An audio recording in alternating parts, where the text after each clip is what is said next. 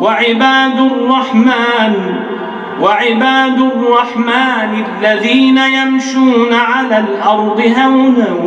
وإذا خاطبهم الجاهلون قالوا سلاما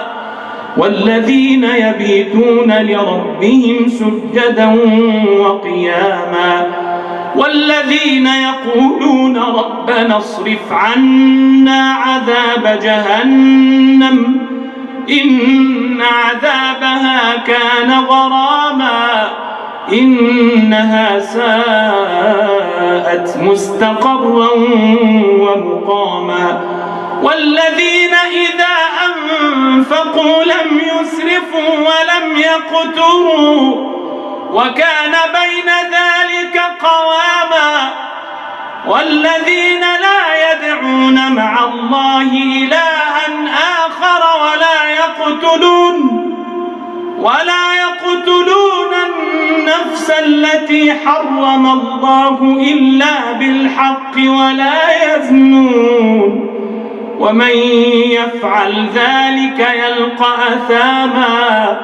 يضاعف له العذاب يوم القيامة ويخلد فيه مهانا إلا من تاب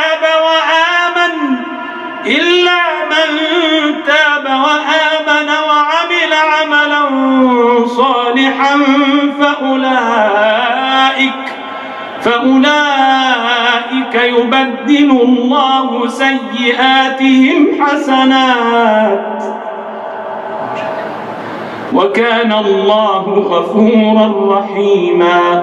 ومن تاب وعمل صالحا فإنه يتوب إلى الله متابا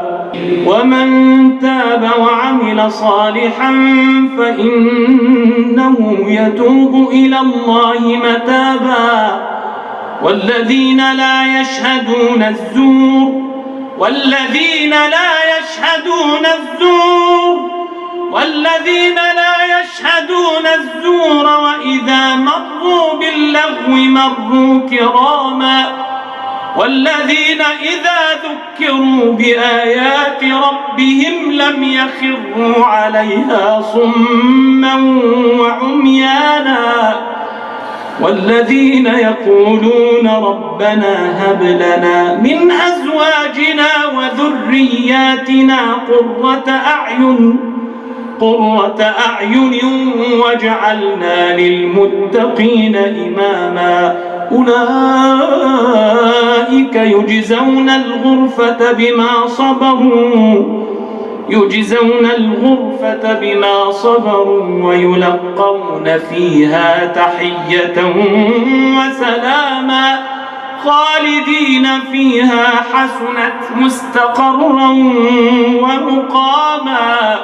قل ما يعبأ بكم ربي لولا دعاؤكم فقد كذبتم فسوف يكون لزاما.